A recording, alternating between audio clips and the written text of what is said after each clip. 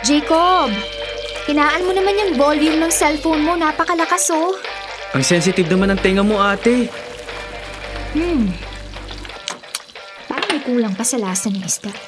Alam ko na. Jacob! Ate, bakit? Pasuyo nga ako. Saan? Bumili ka nga ng vetchin sa tindahan. Bilisan mo lang dahil maluluto na tong isda. Hindi kasi masarap kapag kulang sa pampalasa. Ikaw na lang, ate. Ikaw na. Ikaw naman yung walang ginagawa sa ating dalawa. Ako na lang palagi. Ano? May sinasabi ka ba? Ito na. Akin na, bibili na. Ay, wait lang. Pasagot ka muna ng cellphone. Basa rin ang kamay ko eh. Sino tumatawag? Nakakainis naman, lagi nilang inuutusan. Eh kami naman siya. Naririnig kita. Si Kuya Arman, ate. Sagutin mo na. Okay. Hello? Hello, Kuya Arman. Mahinang signal mo. Hello? Kuya Arman, napatawag kayo. Jacob, andyan ba yung ate mo? Nandito, kuya. Nagluluto lang. Bakit? Pwede ko ba siyang makausap? May importante lang akong sasabihin. Bakit daw? O ito, kakausapin ka raw. O sige, loudspeaker mo na lang. Hello, Arman. Bakit? Nagluluto kasi ako. Pwede bang mamaya na lang? Dayan, may kailangan kang malaman tungkol sa boyfriend mo. Ha? Bakit? Ano nangyari kay Miguel? May nakaaway ba siya? Dayan, kasi Ano nga? Sabihin mo na. ito yung taxing minamaneho ni Miguel. Nawalan daw ng preno kaya naararo yung tabing kalsada at may mga nadamay na naglalakad lang. Isa doon, namatay. Ano? Nasaan siya ngayon? Pupunta kami.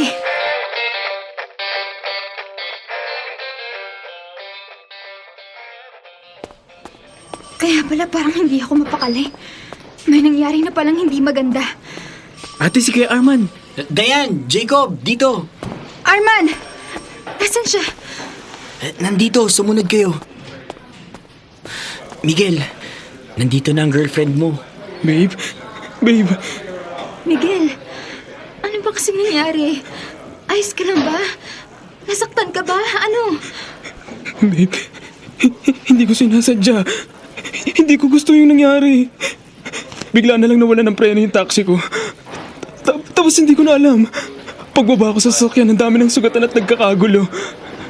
Babe, aksidente ang nangyari. Oo, naniniwala ako. Alam kong mabuti kang tao at hindi mo sinasadya ang mga nangyari. Babe, natatakot ako. Ayokong makulong. Ayokong magkawalay tayo. Tulungan mo ako. Oo, tutulungan kita. Gagawa tayo ng paraan, okay? Papakiusapan ko mga biktima. Hihingi rin ako ng tulong sa mga kakilala ko.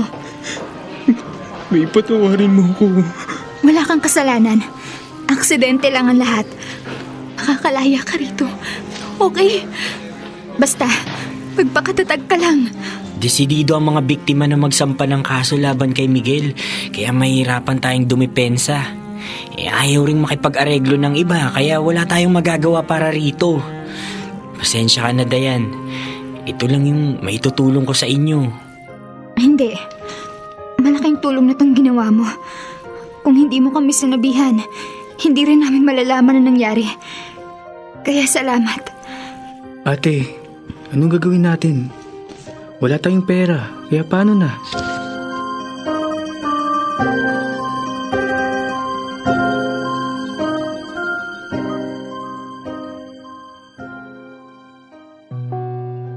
Dear Love, sa hirap ng buhay at sa bigat ng kasong kinakaharap ni Kuya Miguel, wala na kaming nagawa para tulungan siyang makalaya. Tuluyan siya nakulong para pagbayaran ng aksidenteng hindi naman niya sinasadya. Tuloy ang buhay, sabi nga nila. Pero hindi para kay ate. Dahil si Kuya Miguel ang bumubuo ng buhay niya.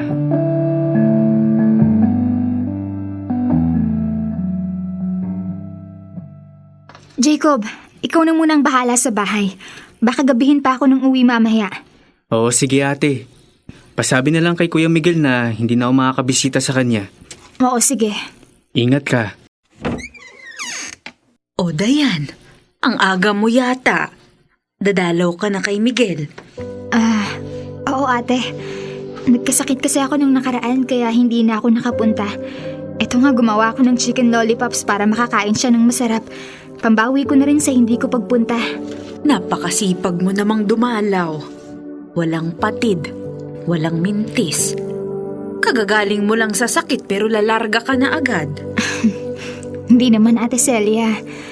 Maayos na naman ang lagay ko. Ang importante, mabisita ko siya. Napakaswerte ni Miguel sa'yo. Biruin mo, magkasintahan pa lang kayo pero ang tiyaga mong maghintay. Ilang taon na nga siyang nakakulong. 3 na rin, ate. Mag-aapat na sa June. Biruin mo yun. Ang tagal na rin, ano? Pero maitanong ko lang, hindi ka ba napapagod? Kasi kung ibang babae yan, matagal na yung humanap ng iba. Naku, kahit ako siguro, hindi ko kakayanin kung makulong ang Kuya Roger mo. Sobra lang siguro yung pagmamahal ko sa kanya.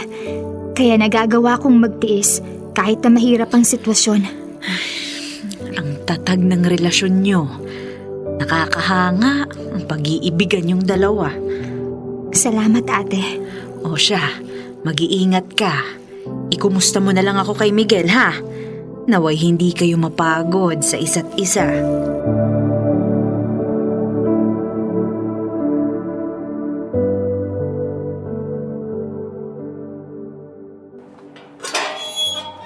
Nakauwi na ako. Jacob, bumili na ako ng ulam. Maghain ka na. Ate, may bisita ka sa sala. Sino raw? Nicholas raw ang pangalan? Si Nicholas? Anong ginagawa niya rito? Puntahan mo na lang sa sala. Kanina ka pa hinihintay. Oh, sige. Dayan, Nicholas? Napadalaw ka. Anong sadya mo? kamusta ka na? Pasensya na kung biglaan na. Nag-aalala kasi ako, kaya nag-decide na akong pumunta dito. Napaisip ako na baka kailangan mo nang makakasama. Ayos lang naman ako. Nandito naman ang kapatid ko. Kanino mo naman nalaman ang tungkol sa amin? Sa mga kakilala mo, ngayon ko lang nalaman ang lahat ng tungkol sa inyo. Ito pala, bumili ako ng bulaklak para sa'yo. Para saan naman tong bulaklak? Alam mo naman na matagal na ako may gusto sa'yo, di ba? Oo, pero Kung okay lang sa'yo, pwede ba ako maligaw? pasensya na, Nicholas, pero kami pa rin ni Miguel. At mahal ko siya. Dayan, hindi naman kayo kasal kaya pwede pa tayo. Hihintayin ko siya. Mahal ko siya. At gagawin ko lahat para magkasama kaming muli. Pero Dayan, Umalis ka na lang. Dayan, baka pwede naman. Hindi mo ba narinig ang sinabi ni ate?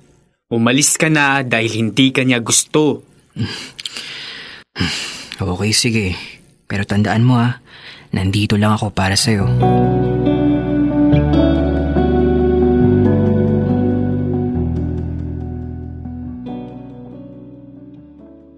Ate, paabot nga po ng buns. Oh, eto. Palutin mo sa plastic yung nagawa mo na para mapabilis tayo. Okay. Lagyan mo naman ng ketchup yung sandwich. Ang tamlay Wala man lang kalaman-laman. Wala na ngang keso at gulay. Wala pang ketchup. Paano magkakalasa yan? Okay na yan, ate. Dami na nating nagawa, Nakakapagod kayang balikan yung natapos na. Sige na. Lagyan mo ng ketchup yung mga sandwich. Hindi talaga kita ililibre. Sige na nga. Good. Ate, matanong ko lang. Ano? No offense, pero hanggang kailan ka nga ba maghihintay? Matagal na rin nang makulong si kuya. Bakit hindi ka na lang maghanap ng iba? Iiwan ko na lang ba siya dahil lang nakulong siya? Jacob, madaling magmahal ng iba. Pero si Miguel lang ang gusto kong makasama.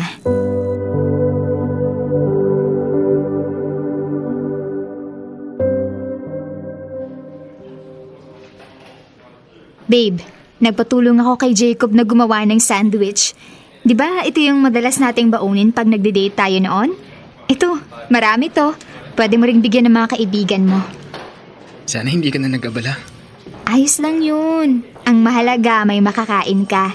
Ito, may prutas pa pala akong dala para naman. Babe, salamat ha. Ano ka ba? Maliit lang na bagay to. Salamat dahil hindi mo pa rin ako iniiwan. Sa kabila ng nangyari sa akin. Bakit ko naman iiwan ang taong mahal ko? Babe, na pag-isip-isip ko lang. Ano? Hindi ba mas makabubuti kung humanap ka na lang ng iba? Ano bang sinasabi mo? Babe, matagal na ako nakakulong. Maraming oras ang nasasayang sa kahihintay mo sa akin. Oras na siguro para humanap ka ng ibang magpapasaya sa'yo. Yung kukumpleto sa buhay mo. Okay lang. Kahit masakit tatanggapin ko. Buong puso kitang palalayain maging masaya ka lang. Para... Babe! Ano ba? Yan bang iniisip mo? Naiiwan na lang kita? Dahil nakakulong ka sa bagay na hindi mo naman sinasadya? Pero babe... Naghintay ako ng mahabang panahon dahil hindi ko na nakikita ang sarili kong hindi ka kasama. Babe, mahal kita. At kahit gaano katagal ako maghintay, kahit umabot tayo ng World War III, wala akong pakialam. Gagawin ko yun dahil yun ang pinangako natin sa isa't isa. Dahil yun ang dinidikta ng puso ko. Pero ayoko kasing nahihirapan ka. Hindi naman ako nagrereklamo, di ba? Kinakaya kong lahat. Dahil alam ko na ako lang ang kinakapitan mo. Kaya ang sagot ko ay hindi. Hindi kita iiwan. Hindi tayo maghihiwalay. At hihintayin kita hanggang sa makalaya ka.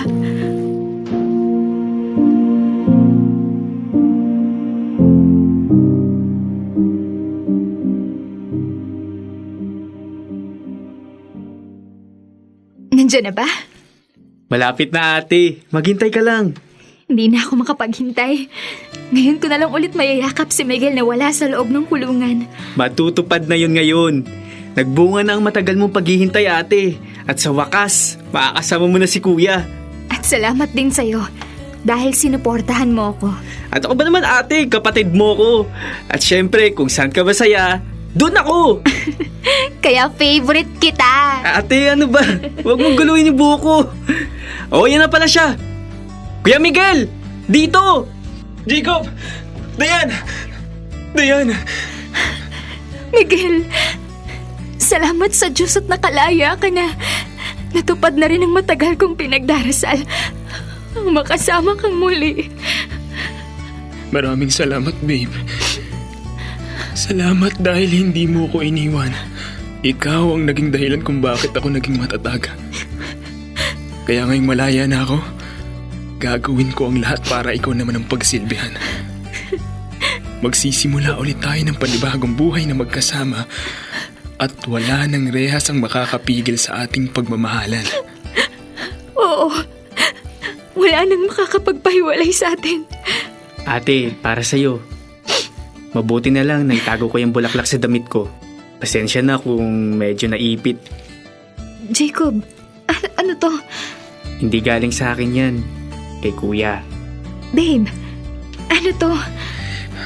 Ngayong malaya na ako, ayoko nang magsayang pa ng oras. Dahil nakita ko ng babaeng gusto kong makasama hanggang sa pagtanda. Kaya babe, will you be my wife? Babe. Oo naman. I love you, Miguel. I love you too. And thank you.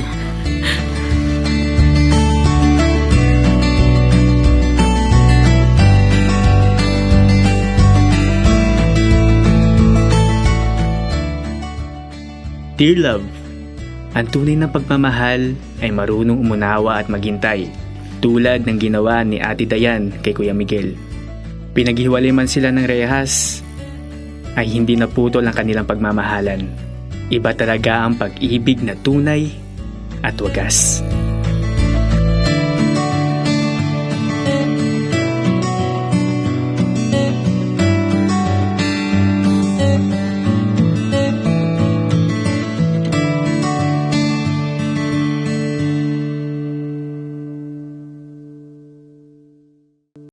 Kailangan pa bang i-memorize yan? Love Radio. sake!